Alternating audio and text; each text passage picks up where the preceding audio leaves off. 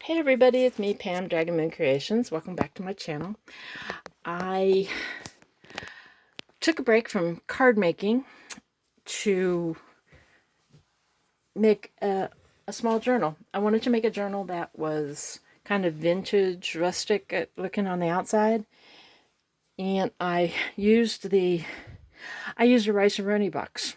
I had Rice-A-Roni a couple days ago, and I looked at the box and I said, I think that's what I'm going to use for my cover. And then I always save the paper.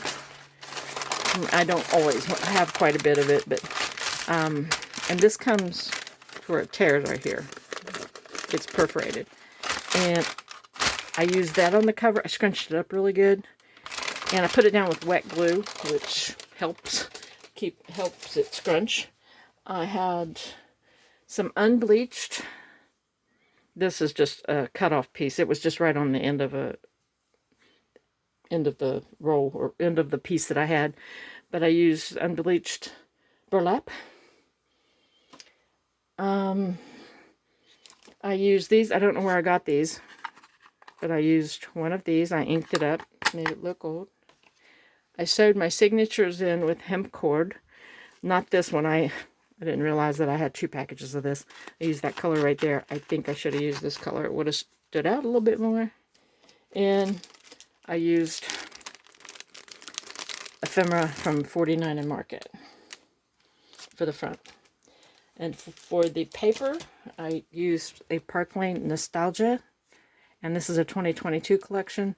Most of the paper runs up and down. For the 2 inside pages that I used as signature covers, I had to find ones that ran the other way. See, most of these run like this. Yeah, it was kind of tough to find ones that worked, but I did. I managed it. The inside pages are just lined paper that I get the little books from Dollar Tree, and I tear them apart. The ones that are sewn in the middle in the... Anyway, and some other stuff. I used my charms on here where I sewed it into where it came out on the outside. I have wreaths and snowflakes charms. 3-hole pamphlet stitch. And that's the outside. Simple. I had this doily that I had sprayed. I think I sprayed it. This is just a white doily. I sprayed it a long time ago. And it kind of worked right in with that red. And there. I only put something in the front. And these were cut aparts from the collection. And I've made it to where it opens, like something else can be shoved in there too. I found a muted twine that had, the green was muted on it. And the pages are a little bit wider than the signature covers, but that's all right. And I used, I have a die that makes those really small tabs, and I put a tab on each signature cover. And the pages inside are just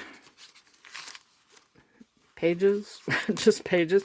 These are like cut-offs from pages. And some tea-dyed pages. This is from that pad of recycled paper. So, yeah. And then that's the end of that one. And then I got them in there a little bit crooked. If you can see, it's smaller up here and wider at the bottom. I don't know how I did that, but I don't care. All right. Anyway, and the second signature is the same. I did not put anything on the back cover.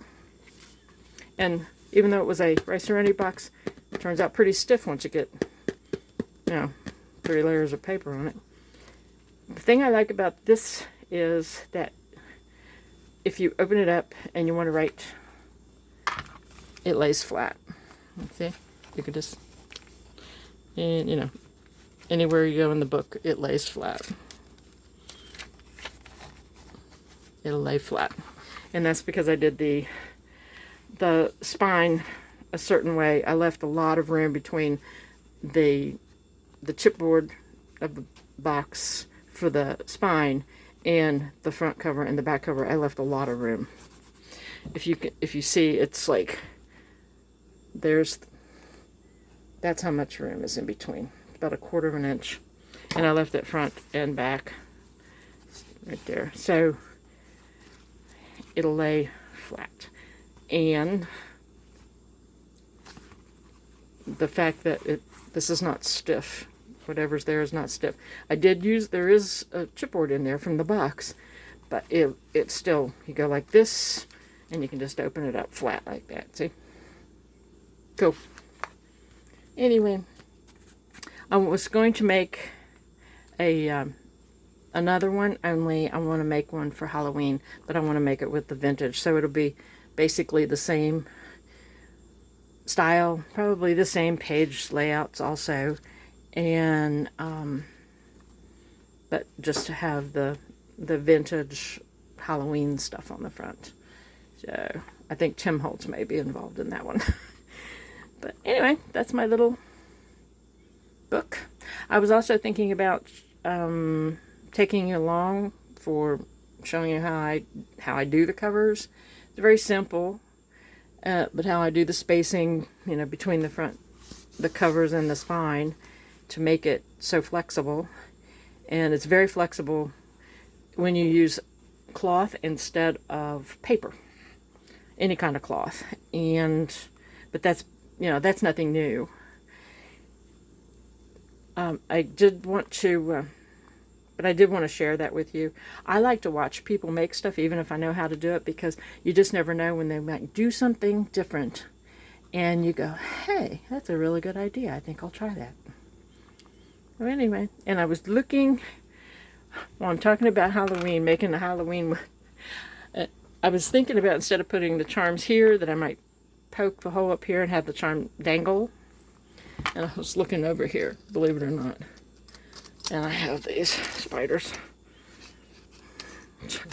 I think I found my dangle. All right, everybody, I think I'll let you go, and I might come back and just show you how I do the cover next time you see me. All right, everybody, I like it. I think it's cute. I like the way it feels. It's a good size. Thanks for watching. Bye.